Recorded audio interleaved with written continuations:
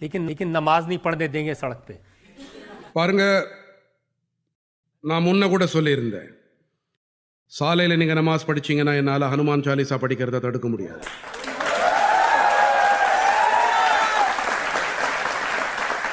தவிர நான் மாநிலத்தோட 25 கோடி பேர்களை கவனிக்க வேண்டியிருக்கு. அவங்க போக்குவரத்துக்கு தடை ஏற்படுறதை என்னால் அனுமதிக்க முடியாது. ஆலயம் பூஜை பண்ற இடம், மஸ்ஜித் நமாஸுக்கானது. நீங்க நமாஸ் படிக்கணும்னா ஒன்று மஸ்ஜிதுக்கு போங்க, இல்லை இத்காவுக்கு போங்க. அதிக கூட்டம் வந்தா 2 ஷிஃப்டா இல்லை 3 ஷிஃப்டா படிங்க. ஆனா சாலையில இல்லை. மேலும் சாலையில எனக்கு சந்தோஷமா இருக்கு, இன்னைக்கு யூபியில் சாலைகளில் எங்கே நமாஸ் படிக்கிறது இல்லை. மஸ்ஜித் வழிபாட்டு இடங்கள்ல இருக்கிற கூம்பு ஒலிபரப்பிகள் அகற்றியாச்சு. அமைதியான முறையில் நோயாளிகள், குழந்தைகள், மாணவர்களும் கூட இவங்க எல்லாரும் ஆனந்தமா தங்களோட தேர்வுகளுக்கு தயார் செஞ்சுக்கலாம். நோயாளிகள் ஆசுவாசமா வீட்டில் ஓய்வெடுத்துக்கலாம். பிள்ளைங்க எல்லாரும் சந்தோஷமா வீட்டில் இருக்கலாம்.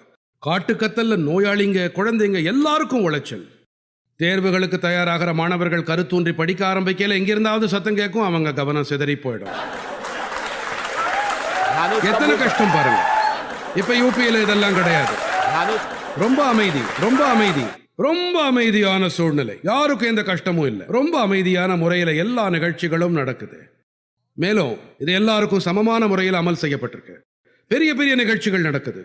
பிரயாகராஜ் கும்பமேளாவில் 24 கோடி பக்தர்கள் கலந்துக்கிட்டாங்க. இப்ப ராம ஜென்மபூமி நிகழ்ச்சியில நீங்க கூட பார்த்திருக்கலாம், இன்னும் நடந்துகிட்டு இருக்கு.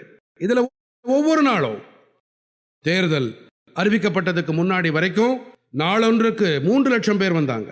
3 இருந்து 5 லட்சம். இப்பவும் கூட 1 இருந்து 1.5 லட்சம் பக்தர்கள் அயோத்திக்கு வர்றாங்க. எல்லாம் அமைதியா நடக்குது.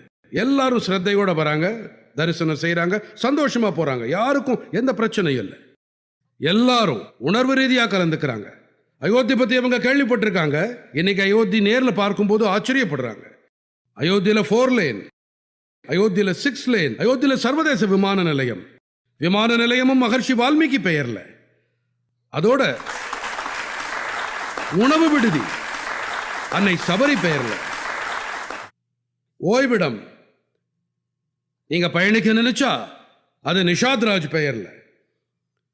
இது புதிய அயோத்தியின் புதிய அடையாளம். பகவான் ராமனின் அனைத்து சகாக்களும் இன்னைக்கு அயோத்தியோட இணைஞ்சு அயோத்தியோட பயணத்தை மேலும் வலுப்படுத்திக்கிட்டு இருக்காங்க.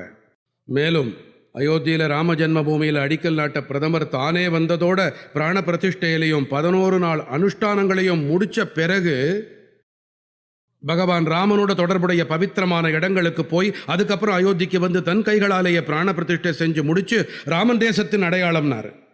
ராமனைய தேசத்தையும் பிரிச்சு பார்க்க முடியாதுன்னாரு. எங்க எந்த உணர்வு இருக்கோ அந்த தேசத்தோட முன்னேற்றத்தை உலகத்துல எந்த சக்தியாலையும் தடுக்க முடியாது.